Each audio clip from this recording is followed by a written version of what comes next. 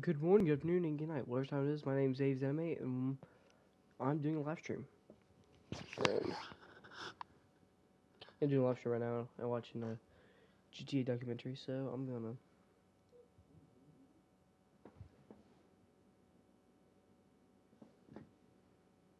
There's my dog at my door, just whining. Anyways,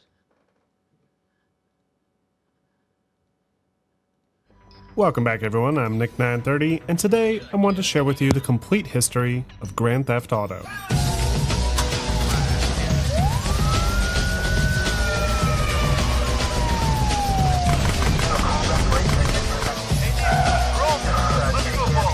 1,000 things every day, pal. It's good at once. Speeding all around, the Nike 47 got the power in his belt.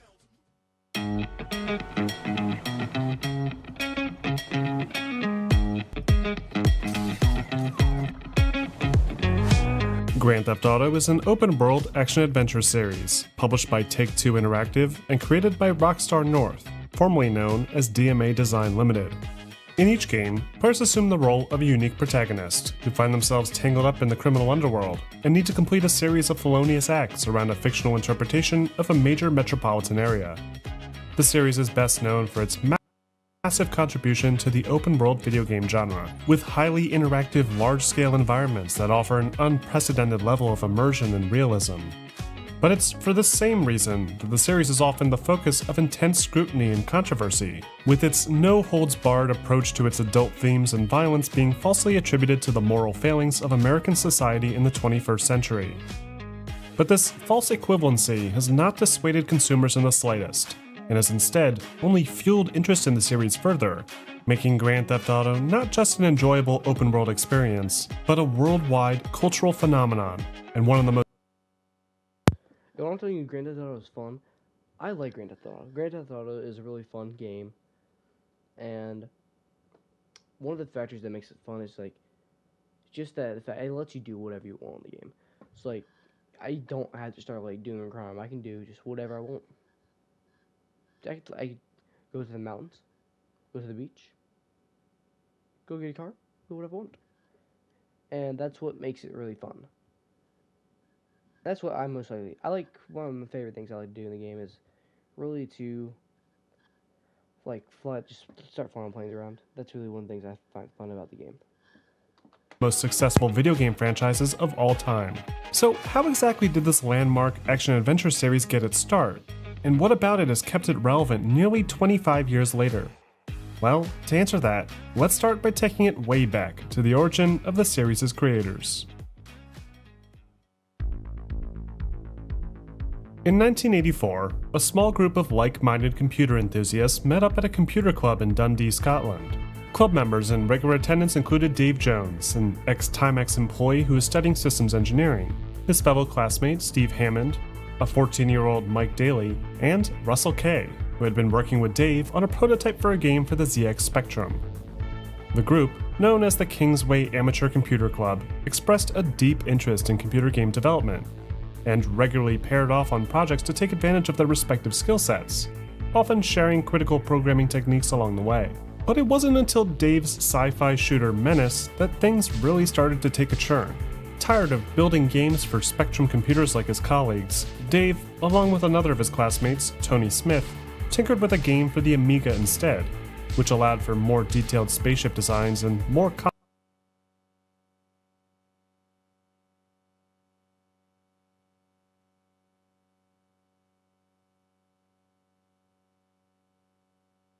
Oh yeah, I'll be right back. I'm gonna get a drink.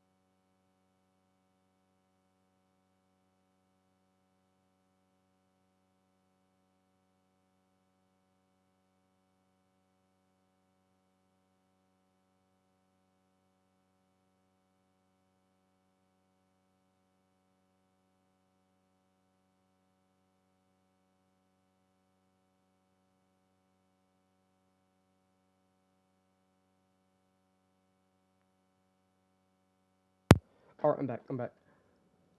Levity screen. Complex parallax backgrounds. The game was heavily influenced by the likes of Konami's Salamander, that at the time was only available to play at the arcade. So, providing that type of experience to a home computer was a big deal, and caught the attention of the Liverpool-based game studio Psygnosis, who agreed to publish Dave's game under their banner. With a publisher now lined up, Dave founded his new studio, DMA Design, which he named after a line in a programming manual for his Amiga 1000, and after several years of development, he released his first successful game, Menace. Menace was a turning point for the group of young programmers, as they realized that there was some serious money to be made in the emerging game development space. At the time, game development was not considered a real profession. Computer gaming was already so niche that developing games for it was seen as more of a hobby than an actual career option. But as the first checks started to trickle in, Dave saw potential and set up shop in a tiny upstairs office space in downtown Dundee.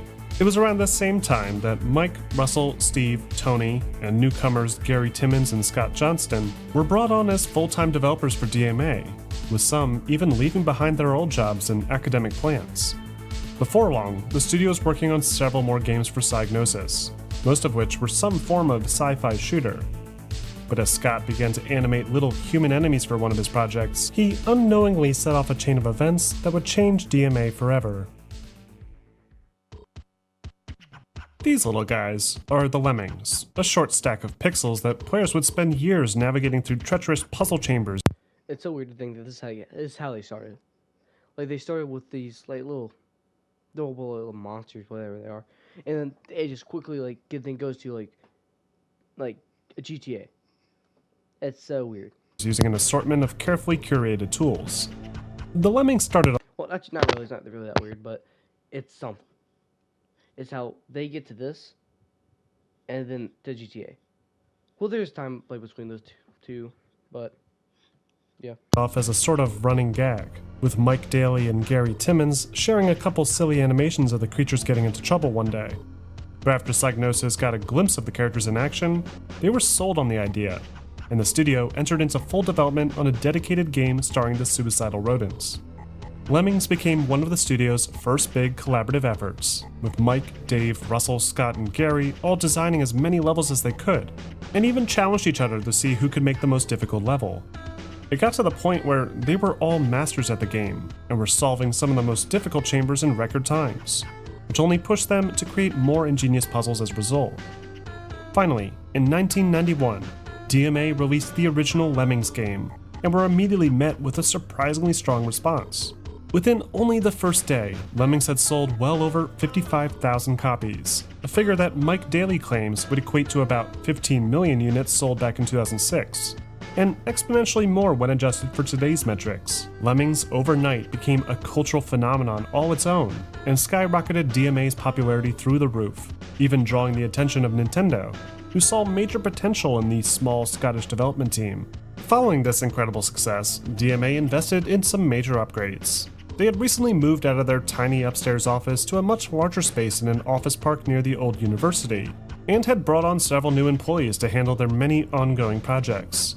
But now that they were raking in some real money, they decided to expand the operation, and occupied 2 new rooms in the same office complex, including one that they would use for sophisticated motion and audio capture technology.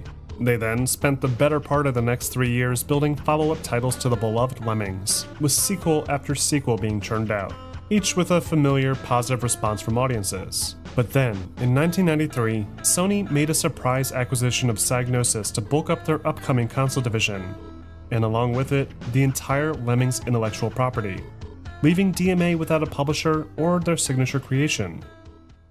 However, this turned out to be more of a blessing in disguise. The folks at DMA were burned out on Lemmings and saw this as a golden opportunity to finally return to more mature content. So they turned their attention to the newer 3DO multiplayer console platforms, hoping to build a game that would take advantage of their more powerful components. But after receiving an offer from Nintendo to work on their upcoming Ultra 64 system instead, they quickly transitioned over to an ambitious 3D action-adventure game called Body Harvest. Body Harvest was unlike anything DMA had built before. It was one of their earlier attempts at making a fully realized 3D environment, while also reintroducing their love of more mature and violent sci-fi action. and it was even a featured title used to help advertise the N64's capabilities prior to release. But Nintendo was, unsurprisingly, not on board with Body Harvest's more adult themes. They fell in love with DMA's cute and lovable Lemmings characters, and were expecting the studio to deliver something along those lines. So despite plenty of effort from both sides to compromise, the title ultimately failed to meet the N64's launch window, and DMA had the game published by Midway instead, effectively grounding their relationship with Nintendo before it had ever gotten off the ground. This would inevitably prove to be a critical step for the young Scottish studio, as their supposed moral depravity would be fundamental in securing their next big publisher. In enter the Houser brothers, whose love of Hollywood action films and the music industry helped pave the way for a full-time gig working at a new experimental branch of BMG Entertainment in London, with an emphasis on the emerging video game space. At first, the two brothers didn't really see much potential in this area. They didn't consider video games to be all that cool or exciting, as the biggest games at the time were geared towards children. But that all changed when Dave Jones stopped by their office in '95 to pitch a unique multiplayer action-adventure game that involved criminals racing around a city being chased by the cops. This project, given the working title Race and Chase, was originally prototyped by Mike Daly, who struggled for months to emulate the 3D design of Clockwork Knight to function within the confines of a fully interactive metropolis. Eventually, Mike was forced to redesign the game from a new top-down perspective instead, with the rear wall being textured to look like the city streets, and elongated prisms being used to simulate buildings. With the camera perspective now locked in, Mike and Dave worked together to incorporate some rough driving mechanics, along with camera scrolling routines and traffic scripts to help better visualize what the game would play like. But after weeks of playtesting around the office, they realized that the game just wasn't any fun. They initially intended to have players select between two teams, the cops or the robbers, and engage in high-speed pursuits across a city.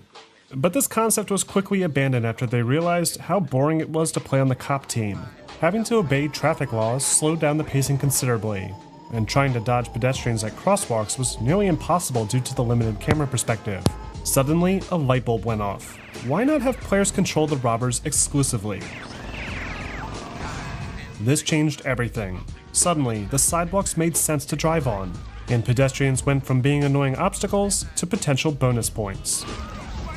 From here, the ideas started to pour in, like having fire trucks respond to fires, and then being able to steal those fire trucks, and switch on their sirens and clear traffic. It was at this point that Dave Jones saw real potential in the project, and pitched the game to the Houser brothers, who were so enamored with its open-world nature that they agreed to publish it under BMG Interactive, on the sole condition that the game be renamed into Grand Theft Auto. Now that the core concept was nailed down, the real work could begin. Development for the original Grand Theft Auto was messy to say the least. The engine that Mike had built was incredibly unstable, with an insurmountable amount of bugs and glitches, coupled with frequent crashes that made the map design process nearly impossible. They ended up having to draw each of the game's city streets by hand, using massive pieces of graph paper that barely fit on their desks, and when they finished, they painstakingly transferred the designs over to the engine itself. But even after getting the cities up and running, they ran into an even more frustrating realization. The game still wasn't fun to play. Most of the missions involved boring delivery objectives, and they struggled for months to find a way to make them more exciting, with things like power-ups and crazy weapons doing little to improve the feel. Then, one day, one of the game's many glitches caused some of the AI-controlled police vehicles to relentlessly smash into the player's car instead of just pulling them over as intended. It was almost as if they were magnetized to the player, refusing to give up the pursuit. It was so much fun to escape from that rather than fixing it, the developers decided instead to make it a core gameplay feature, giving rise to Grand Theft Auto's signature wanted level system that continues to define the series to this day. But GTA's intense car chases weren't its only big selling point. Ahead of the game's release, the Houser brothers came up with an ingenious idea to help boost the game's initial sales, and hired ex-publicist Max Clifford to tip off major news outlets regarding the game's vile and immoral nature. The media took the bait, and before long, Grand Theft Auto began to flood newspaper headlines, scaring parents into shielding their vulnerable children from the exciting new action game set to come out soon that they probably would have never heard about otherwise. The bait and switch almost worked too well, with BGM Interactive threatening to cancel production of the game on numerous occasions, fearing that the negative backlash might hurt their brand. But the team at DMA convinced them otherwise, confident that they had a real winner on their hands. And in the fall of 1997, DMA released the very first Grand Theft Auto on DOS and Windows platforms, with additional ports for the Sony PlayStation and Game Boy Color following shortly after. The original Grand Theft Auto kicks off in a fictionalized interpretation of New York City called Liberty City. Players assume the role of one of 8 preset characters, each with their own distinctive clothing, skin, and hair color, and are tasked with completing various criminal jobs around town to earn money and progress further in the story. At first, players take on job opportunities from the Mafia, which usually involve taxiing characters from point to point or delivering an unspecified package. After earning their trust, the Mafia then brings the player in on some more lucrative opportunities, like serving as the getaway driver for a major bank job. But when things get too hot, the player is sent across the country to a fictionalized interpretation